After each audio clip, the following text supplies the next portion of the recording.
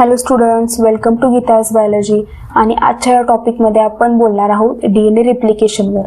तुम्हाला DNA रिप्लिकेशनमध्ये जर काय प्रॉब्लेम असेल, त्याचे एन्झाईम्स कळत नसतील, त्याचे स्टेप्स तुम्हाला जर कन्फ्यूज होत असतील, कुठला एन्झाईम कधी यूज होतो, त्याचा काय प्रोडक्ट फॉर्म होतो, किंवा सेमी कन्झर्वेशन म्हणजे काय, किंवा RNA प्रायमर म्हणजे काय, DNA पॉलिमरेस म्हणजे काय, ह्या गोष्टींमध्ये जर तुम्हाला डाऊट असतील, जर तुम्हाला कळत नसेल, तर आय गॅरंटी यू की ह्या व्हिडिओ लेक्चरनंतर तुमचे सगळे डाऊट्स क्लिअर होतील.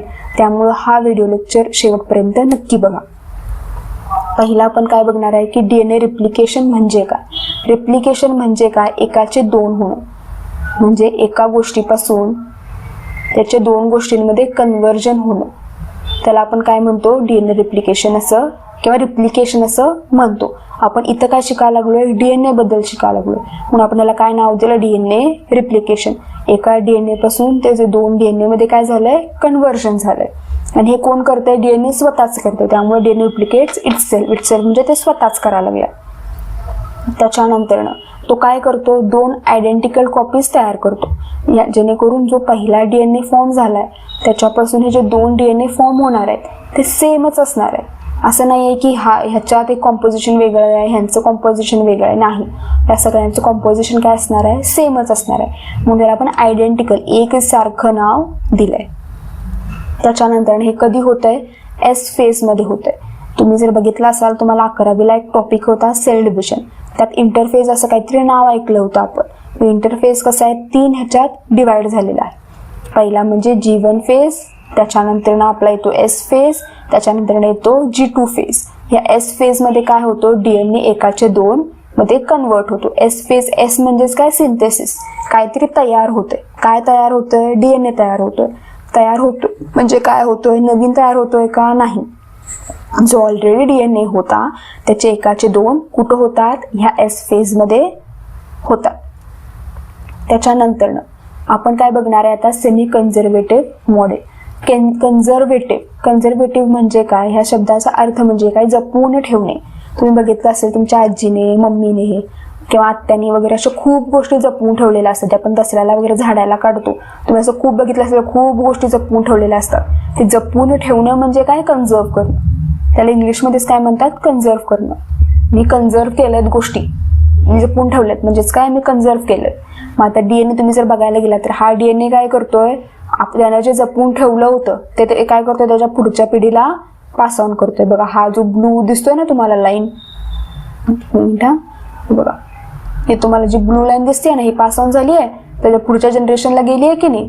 इकडे एक त्याचं पुढचं जनरेशन आहे, इकडे एक पुढचं जनरेशन आहे. ही जी ब्लू लाईन ही गेली आहे की नाही, पास ऑन झाली आहे.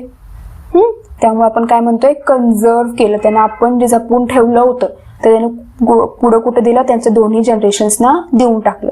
पण हे कसं आहे, सेमी आहे. हा तुम्हाला सेमी वर्ड माहिती असेल. सेमी इंग्लिश ज्या मराठी शाळेमध्ये असतं ना, विज्ञान आणि गणित फक्त इंग्लिशमध्ये असतंय, बाकीचे सगळे विषय मराठीत असतात. सेमी इंग्लिश, तसं सेमी कन्झर्वेटिव्ह म्हणजे अर्धनिम्म, म्हणजे ना धड इंग्लिश ना धड मराठी, अर्धनिम्म. तसं हे कसं आहे, ना धड पूर्ण DNA तसाच फॉर्म होतोय, ना पूर्ण DNA नवीन फॉर्म होतोय. म्हणजे काय, एक DNA त्याचा कुठून आलाय, पालकांकडून आलाय, आणि एक DNA तो स्वतः तयार करतोय. म्हणजे पालकांकडून जरी त्याला पूर्वजात मिळत असलं तरी स्वतःही त्याला मेहनत करायला लागतेय बघा. त्यामुळे आपण काय म्हणतो, सेमी कन्झर्वेटिव्ह म्हणतो. कन्झर्व म्हणजे जे जपून ठेवलं होतं ते मिळाले तर आहे, पण पूर्ण मिळाले का, नाही, अर्धनिम्म मिळाले. अर्धनिम्म काम त्याच्या स्वतःच्या शरीराला करायचं आहे, मग आपण काय म्हणतोय, सेमी कन्झर्वेटिव्ह. म्हणून त्याला नाव दिलं सेमी कन्झर्वेटिव्ह. आता हे कुणी शोधून काढलं, वॅटसन आणि क्रिकनी. हे नाव तुम्हाला पाठ करायला लागणार बाळांनो, हे विचारलं जातं पुढं.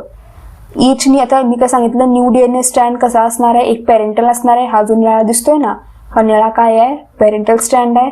आणि हा जो मला जो दिसतोय जांभळ्या कलरचा, हा कसा आहे, न्यू स्ट्रँड आहे, जे त्याने स्वतः मेहनत करून मिळवलं. हे त्याला पूर्वजात मिळालंय, हे त्याने स्वतः मेहनत करून घेतलेलं आहे.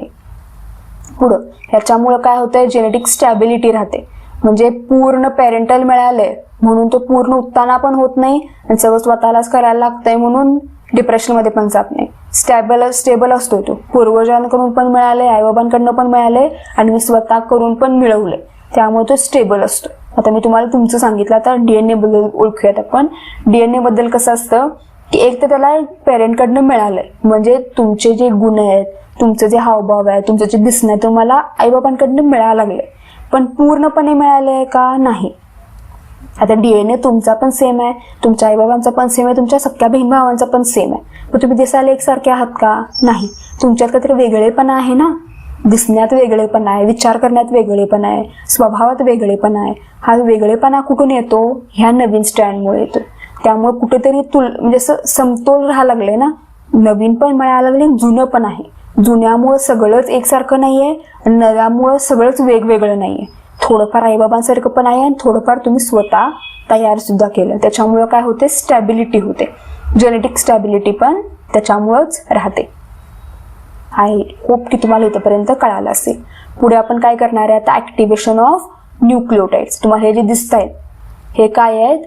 न्यूक्लिओटाइड्स आहे. आता हे कसे असतात? इनॅक्टिव्ह असतात. म्हणजे जसं तुम्ही पूर्ण वर्षभर इनॅक्टिव्ह असतात, परीक्षेच्या आधी 1-2 महिने तुम्ही काय होताय? भयंकर ऍक्टिव्हेट होताय की आता मला अभ्यास करायलाच पाहिजे, मला आता मार्क्स पाडायलाच पाहिजेत. तसंच काय असतं? हे जे न्यूक्लिओटाइड आहेत हे G1 फेजमध्ये आणि G2 फेजमध्ये इनॅक्टिव्ह असतात. त्यांचं काय कामच नसते. S फेज आला की ह्यांना जाग येते की आपल्याला काय करायचं आहे? ऍक्टिव्हेट व्हायचं आहे, आपल्याला DNA तयार करायचं आहे. म्हणजे ऍक्टिव्हेट करायचं काम कोण करतंय? ATP. ATP काय करतोय? ATP यांच्या मदतीला धावून येतोय. जसं तुमचा एक हुशार मित्र असतोय ना, जो तुम्हाला मदतीला धावून येतोय, नोट्स वगैरे आणून देतोय, तसं ATP काय यांचा तोच हुशार मित्र जो काय करायला लागलाय? हेल्प करायला लागलाय. आणि कुठला एन्झाईम आहे? फॉस्फोरायलेज एन्झाईम आहे. ही नावं पाठ करायला लागतील बाळांनो, विचारलं जातंय. आता ऍक्टिव्हेट करतोय म्हणजे नेमकं काय करतोय? तुम्ही जर ATP बघायला गेलात तर ATP ला 3 फॉस्फेट असतात. म्हणूनच त्याला नाव आहे ॲडिनोसिन ट्रायफॉस्फेट. म्हणजे ॲडिनोसिन हे झालं, ह्याला 3 फॉस्फेट आहेत म्हणून ट्रायफॉस्फेट. आता ह्या ट्रायफॉस्फेट मधला आता ह्याच्याकडे भरपूर आहे आणि हा काय? दानशूर आहे. हा काय करणार? आपले 2 फॉस्फेट ह्यांना देऊन टाकणार. बाबा तुला आता गरज आहे, परीक्षा जवळ आली आहे, तू हे घे, माझ्याकडे आहे असं म्हणते ते. आणि त्याच्यामुळे काय होतंय? हे 2 फॉस्फेट इथं ऍड ऑन होतात. मग झाले की नाही हे 3 फॉस्फेट? ह्याच्यामुळे काय होते? हे ऍक्टिव्हेट होते. आता तुम्हाला नोट्स पण मिळालेत, परीक्षा जवळ आली आहे आणि तुम्हाला समजा जर अपेक्षित प्रश्न मिळाले किंवा आहे तसं उत्तर जर मिळालं तर तुम्ही कसे ऍक्टिव्हेट होताय? तसंच हे काय होतंय? ऍक्टिव्हेट होते आणि 3 फॉस्फेट्स फॉर्म होतात. त्याला आपण काय म्हणतोय? ट्रायफॉस्फेट. ह्याला आपण काय केलं? मग ऍक्टिव्हेट केलं. आता हा पूर्ण हे तुम्हाला वर्डिंगचं मी अर्थ सांगते की वर्डिंग असं का दिलं. नीट ऐका बाळांनो, हे विचारलं जात आहे. आता इथं पहिलं काय आहे? हे डिऑक्सी आहे. डिऑक्सी म्हणजे काय? तुम्ही जर बघायला गेलात तर इथे जी फर्स्ट पोझिशन इथं आहे, सेकंड पोझिशन इथं आहे, थर्ड पोझिशन इथं आहे, फोर्थ इथं आहे, फिफ्थ इथं आहे. तुम्ही जर रायबोज शुगर बघितला असाल, रायबोज शुगर, तर रायबोज शुगरच्या दोन्ही ह्याच्यात म्हणजे त्याच्या दुसऱ्या पोझिशनला आणि थर्ड पोझिशनला दोन्हीला पण OH असतो. पण इथं काय आहे? आपल्याला फक्त थर्डलाच पाहिजे. आपल्याला हा एक्स्ट्रा OH नको आहे. मग एक्स्ट्रा OH काय केला जातो? काढला जातो. त्या एक्स्ट्राची गोष्ट नको आहे त्यामुळे ती काय केली जाते? काढली जाते. मग आता काय झालं? ऑक्सिजन काढलाय. ऑक्सिजन काढलाय म्हणून काय नाव दिलं इथं? डिऑक्सी. ऑक्सी म्हणजे काय? ऑक्सिजन. डी म्हणजे काढून टाकलाय. आपण म्हणतो ना डिअमायनेशन, डिलीटचं डी लक्षात ठेवायचं. डिऑक्सी म्हणजे ऑक्सिजन काढलाय. हे डी म्हणजे काय? काहीतरी काढून टाकले. काय काढलंय? ऑक्सिजन. म्हणून डिऑक्सी. रायबो का? कारण रायबोज शुगर आहे. रायबो शुगरचे इथे रायबो आलंय. न्यूक्लिओसाइड कारण हे काय आहे? न्यूक्लिओसाइड आहे म्हणून न्यूक्लिओसाइड. आणि शेवटी काय आलं? हे ट्रायफॉस्फेट. शेवटी काय आलं? हे आता हे ट्रायफॉस्फेट आलं. आता हे ट्रायफॉस्फेट का? कारण हे 3 फॉस्फेट आहेत म्हणून. कळालं? हे पूर्ण शब्दशः तुम्हाला अर्थ कळाला याचा? काय जर प्रॉब्लेम असेल तर कमेंट सेक्शन मध्ये विचारू शकता. परत एकदा सांगते. डिऑक्सी का? कारण ऑक्सिजन निघून गेलाय. रायबो का? कारण रायबोज शुगर आहे म्हणून. न्यूक्लिओसाइड हे न्यूक्लिओसाइड आहे, हे अख्ख्या स्ट्रक्चरला न्यूक्लिओसाइड म्हणतात म्हणून न्यूक्लिओसाइड. आणि ट्रायफॉस्फेट का? कारण 3 फॉस्फेट आहेत म्हणून. हे तुम्ही केमिस्ट्रीत शिकला असाल. पुढे आता ऍक्टिव्हेशन ऑफ न्यूक्लियोटाइड झालं, काय फॉर्म होणार, DATP, DGTP, DCTP आणि DDTP. हे कशावरून ओळखलं, इथं आहे तो बेस त्याच्यावरून. आता समजा इथं जर मी ॲडेनिन लावलं तर काय होणार, डिऑक्सिरायबो न्यूक्लिओसाइड नाही लिहायचं, आता काय लिहायचं, ॲडिनोसिन लिहायचं. ह्या न्यूक्लिओसाइडच्या जागी काय लिहिणार मी, ॲडिनोसिन लिहिणार. आता इथं समजा T असेल तर मी काय लिहिणार, डिऑक्सिरायबोज थायमिडिन ट्रायफॉस्फेट. आता इथं मी समजा G लिहायचं झालं तर मी काय लिहिणार, डिऑक्सिरायबोज गॉनोसिन ट्रायफॉस्फेट. आता इथं समजा C लिहिलं तर मी काय लिहिणार, इथं डिऑक्सिरायबोज सायटोसिन ट्रायफॉस्फेट. आहे तुम्हाला इथंपर्यंत कळालं असेल. आपण पुढे जाऊयात. आता काय येणार, ओरिजिन ऑफ रिप्लिकेशन. आता तुम्हाला कुठून चालू करायचं हे पण कळायला पाहिजे. तुमच्याकडे आता नोट्स आलेत, बरोबर आहे. तुमच्या त्या ATP जो फ्रेंड आहे, तुमचा दोस्त आहे, त्यानं काय केला, तुम्हाला नोट्स दिला, नोट्स मिळाले. आता कुठून चालू करू, तर एवढे टॉपिक्स आहेत, एवढे सब्जेक्ट्स आहेत, कुठून चालू करू. तुम्ही काय असता, युकॅरियोटिक म्हणजे काय, भरपूर अभ्यास आहे. जसं की तुमच्याकडे 10 मिनिटं आहेत आणि तुम्हाला 10 सब्जेक्ट करायचे किंवा 10 सब टॉपिक करायचे. सब्जेक्ट खूप जास्त झालं, 10 सब टॉपिक करायचे 10 मिनिटात. आणि तुम्हाला इथं काय आहे, 10 मिनिटात फक्त एकच सब टॉपिक करायचं आहे. मग हे काय करणार, एकीकडूनच चालू करणार. 10 मिनिटं एक सब टॉपिक आहे, एकीकडूनच काय करणार, चालू करणार. इथं काय आहे, 10 मिनिटं आणि 10 सब टॉपिक करायचे तुम्हाला. मग जरा जरा सगळंच करणार. हा सब टॉपिक करतो, मग हा सब टॉपिक करतो, आधी हा सब टॉपिक करणार, मग हा सब टॉपिक करणार, मग हा सब टॉपिक करणार. तुम्ही म्हणजे युकॅरियोटिक. आणि प्रोकॅरियोटिक म्हणजे शांत जे असतात ते काय करतात की काय 10च्या 10 काय होणार नाहीये माझ्याकडून, एकच काहीतरी नीट करतो. तसंच तुम्ही हे जर बायोलॉजीच्या भाषेत शिकायचं असेल तर युकॅरियोटिकचं पण तसंच असतंय. वेळ कसा असतोय, कमी असतो त्यांच्याकडं. वेळ कसा असतो, कमी असतो. आणि भरपूर DNA काय करायचंय त्यांना, रिप्लिकेट करायचंय. कमी वेळेत रिप्लिकेशन भरपूर करायचंय. प्रोकॅरियोटिकचं कसं आहे, त्यांचं रिप्लिकेशन कमी असतो, त्यांचा DNA कमी असतो, त्यामुळे यांच्याकडे वेळ जास्त आहे, यांच्याकडे वेळ कमी आहे. वेळ कमी, काम जास्त, वेळ कमी, काम कमी, असं असते त्यांचं. त्यामुळे युकॅरियोटिकला भरपूर ORI असतात, म्हणजे ओरिजिन ऑफ रिप्लिकेशन. जिथून रिप्लिकेशन सुरू होणार, यांच्याकडे रिप्लिकेशन कमी असतं, ORI कमी असतं. मग स्टार्टिंगला आपण काय म्हणतो, ओरिजिन म्हणतो. एंड पॉइंटला काय म्हणतो, टर्मिनेशन म्हणतो. आणि एक युनिट म्हणजे ओरिजिन पासून ते टर्मिनेटर पर्यंत आपण काय म्हणतो, रिप्लिकॉन म्हणतो. त्याच्यामुळं एक रिप्लिकॉन कोणामध्ये असतो, प्रोकॅरियोट्स मध्ये, आणि भरपूर कोणामध्ये असतात, युकॅरियोट्स मध्ये. आय होप तुम्हाला इथेपर्यंत कळालं असेल. आता तुम्ही काय केलं, सगळंच करून झालंय. आता नोट्स मिळाल्यात, अभ्यासाला चालू केलंय. आता हळूहळू त्याच्यात घुसायला पाहिजे ना. तुम्हाला घुसायचं असेल तर आधी अनवाइंड करायला लागणार. आता हा DNA आहे आणि ह्या DNA ला मला काय करायचं आहे, रिप्लिकेट करायचं आहे. रिप्लिकेट करायचं असलं की आधी समजा हा मला रिप्लिकेट करायचा आहे, तर इथं आधी बॉन्ड असतील ना. आता ह्या बॉन्ड आधी ब्रेक करायला पाहिजे. इथं मध्ये तुम्हाला घुसायचं आहे, इथं आधी जे कोणी होते त्यांना बाहेर काढायला लागणार ना. इथून ते बाहेर कोण काढतंय, हेलिकेस. हेलिकेस काय करतोय, हे H बॉन्ड तोडून टाकतोय. म्हणजे समजा इथं 2 फ्रेंड्स आहेत आणि त्यांच्यात बॉन्डिंग खूप जास्त आहे, तुम्हाला तिथं मध्ये यायचं आहे. यांचं बॉन्डिंग आधी काढावं लागेल, ब्रेक करावं लागेल. हेलिकेज म्हणजे काय, सिझर, कात्री जे कट करते.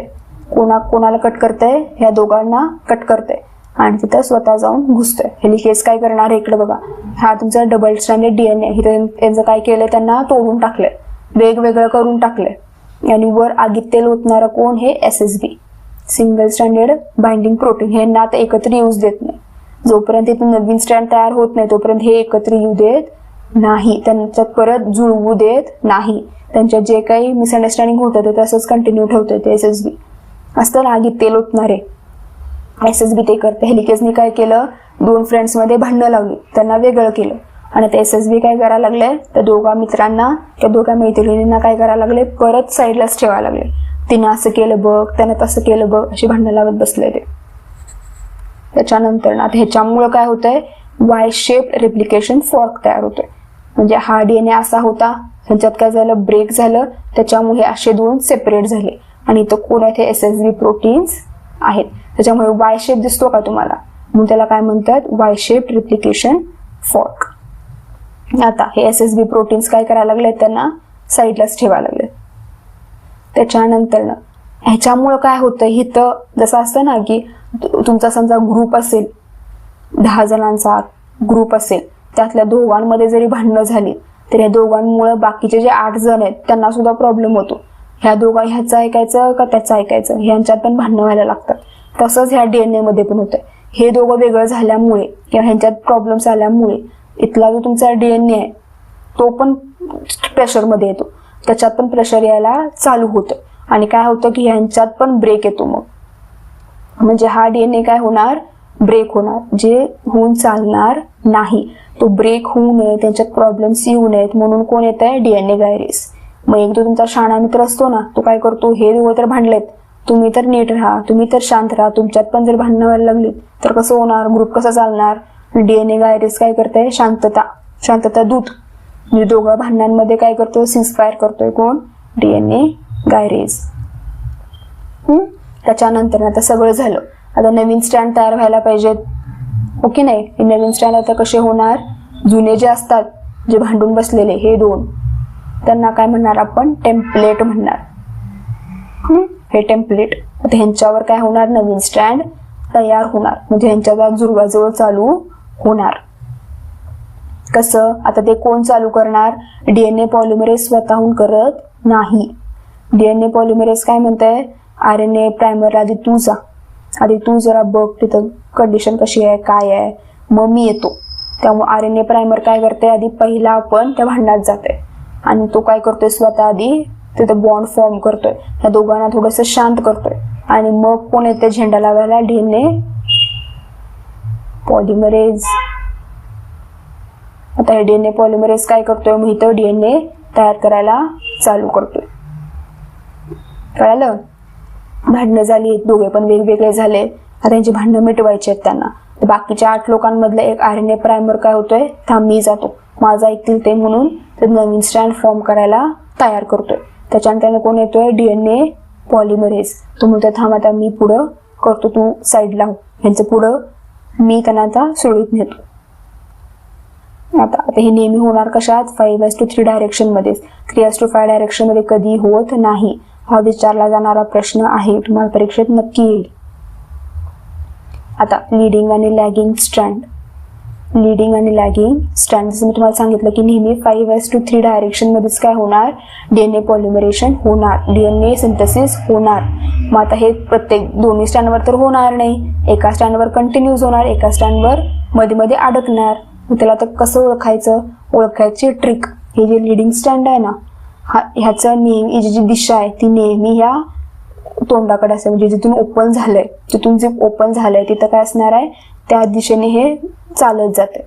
आणि हे लॅगिंग स्टँड त्याच्या बरोबर उलट्या दिशेने, कारण लीडिंग स्टँड इकडे चाललाय, ह्या दोघांचं वाकडं आहे, त्यामुळे लीडिंग स्टँड इकडे चाललाय, लॅगिंग स्टँड इकडे चाललाय. कळालं, तुम्हाला अशी डायग्राम पण देऊ शकतात. आणि लीडिंग स्टँड ओळखा, लॅगिंग स्टँड ओळखा पण विचारू शकतात. लीडिंग स्टँड कसं ओळखणार, या दिशेने चाललंय, लॅगिंग स्टँड या दिशेने चाललंय. आय होप तुम्हाला कळालं असेल. मग लीडिंग स्टँड कसं आहे, नेहमी कंटिन्यूज आहे, कारण ते एकाच दिशेने चालले. एकदा का प्रायमर म्हणजे काय, स्टार्टर, गाडीला आपण स्टार्टर मारतो ना, एकदा का स्टार्टर मारला ही काय होणार, गाडी सुसाट पळायला चालू होणार. पण ही जी लॅगिंग स्टँड आहे, लॅगिंग स्टँड मध्ये सारखी ती गाडी बंद पडते, मध्ये सारखी गाडी बंद पडते आणि सारखं काय करायला लागते त्यांना, काय म्हणू शकतो आपण, स्टार्टर मारायला लागतो. स्टार्टर मारला की तेवढंच ते फॉर्म करणार आणि बंद पडणार, आणि स्टार्टरनं आणि RNA प्रायमर स्टार्टर मारणार आणि ते पुढे जाणार. त्यामुळे जे मध्ये असे तुकडे फॉर्म होतात, हे जे तुकडे फॉर्म झाले, या तुकड्यांना आपण काय म्हणणार, ओकाझाकी फ्रॅगमेंट्स. नाव पाठ करायला लागणार, हे त्या जॅपनीज सायंटिस्टचं नाव आहे ज्यानं हे शोधून काढलं. तर ह्यांच्यात मिळाव कोण करणार, DNA लायगेज. DNA लायगेज म्हणजे काय, डिंक, म्हणजे 2 तुटलेल्या फाटलेल्या गोष्टींना जोडून ठेवतो ना, तर हे DNA लायगेज हे 2 गोष्टींना काय करते, जोडून ठेवते. आता फायनल काय होणार, मॅच्युरेशन. आता तयार झालेला मॅच्युअर करायला पाहिजे. मॅच्युअर कसं करणार, RNA प्रायमर आपल्याला ती काढायला लागणार. जो स्टार्टर घातला होता तो वेगळाच आहे, तो DNA मध्ये RNA मिक्स व्हायला लागलाय. चालेल का, पुढच्या जनरेशनला RNA गेला तर चालेल का, नाही चालणार. हा काढावा लागणार आहे आपल्याला. कशाने काढणार आपण, DNA पॉलिमरेज 1 न काढणार. DNA पॉलिमरेज 1 काय करणार, ह्यांना काढून टाकणार आणि आपण त्यांची जागा घेणार. कळालं. आणि हे गॅप्स कशाला सील होणार, परत DNA लायगेज. DNA लायगेज म्हणजे दुसरं जर काय नसून लिंक, म्हणजे दोघांना धरून ठेवायचं, दोघांना चिटकवून ठेवायचं काम हेच असतं. त्याच्यानंतर आता परत जे काय त्रास झाला होता असेल तो आधी सांगितलं की 10 जणांमध्ये 2 जण भांडलेत, त्याच्यामुळे 8 जणांवर प्रॉब्लेम यायला लागलाय. DNA गायरेजने काय केलेलं, ह्यांना शांत केलेलं की बाबा तुम्ही भांडू नका, या दोघांचं पण जुळवूया. आता ह्या दोघांचं जुळलं तर ह्यांचं पण काय करणार, परत हे सगळे एकत्र येऊन परत हे काय करणार, 10चा परत त्यांचा जो बंच होता तो फॉर्म करणार. DNA रिफॉर्म्स डबल हेलिक्स, जे काय डबल हेलिक्स होतं ते फॉर्म करणार. आता रिझल्ट काय झाला या सगळ्याचा, एक ओल्ड स्ट्रँड तयार झालं, एक न्यू स्ट्रँड. म्हणजे हे जे निळं आहे हे काय झालं, ओल्ड स्ट्रँड आहे, आणि हे जे काय म्हणू शकतो आपण व्हायलेट कलरचं हे काय आहे, न्यू स्ट्रँड आहे. Old strand, new strand. आता बॉन्ड्स जे तुम्हाला खूप जास्त त्रास देतात. आता हे जे शुगर आहे, शुगर मधला आणि ह्या न्यूक्लिओसाइड मधला बॉन्ड म्हणजे कुठला बॉन्ड असतो, ग्लायकोसाइडिक बॉन्ड.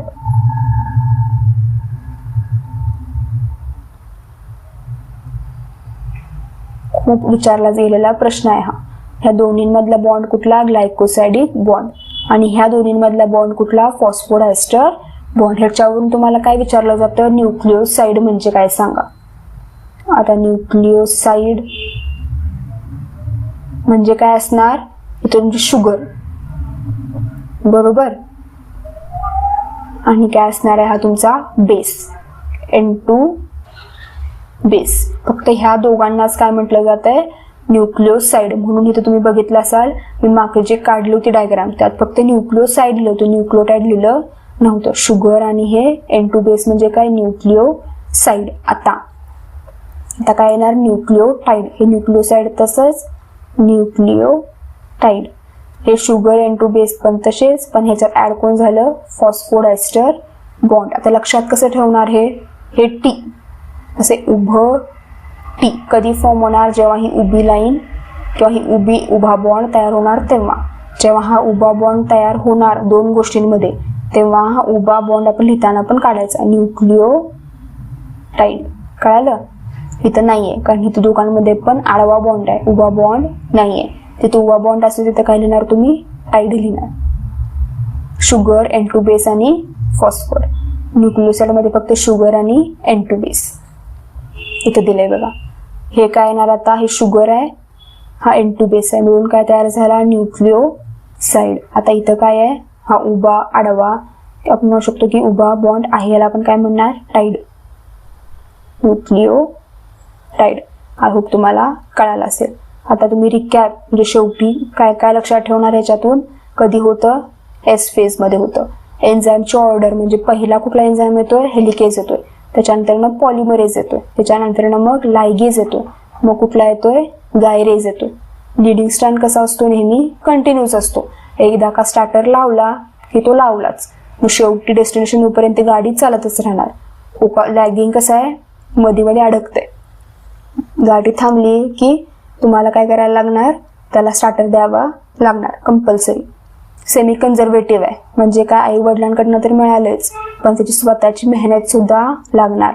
फक्त आई वडिलांकडनं मिळाले म्हणून राहून चालणार नाही. आता ही ऑर्डर कशी आहे, पहिल्यांदा काय होणार, ऍक्टिव्हेट होणार, मग काय होणार, ओरिजिन ऑफ रिप्लिकेशन होणार, मग अनवाइंडिंग होणार म्हणजे त्यांना वेगवेगळं केलं जाणार. रिप्लिकेशन फॉर्क तयार होणार, रिप्लिकेशन फॉर्क म्हणजे काय, ते वाय शेप. मग सिंथेसिस होणार, कुठले लीडिंग स्ट्रँड आणि लॅगिंग स्ट्रँड.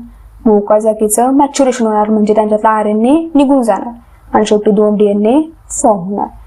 आय होप तुम्हाला पूर्ण टॉपिक कळाला असेल. या टॉपिकमध्ये काही जरी प्रॉब्लेम असेल, कुठला पॉईंट कळाला नसेल, तुम्ही कमेंट सेक्शनमध्ये विचारू शकता.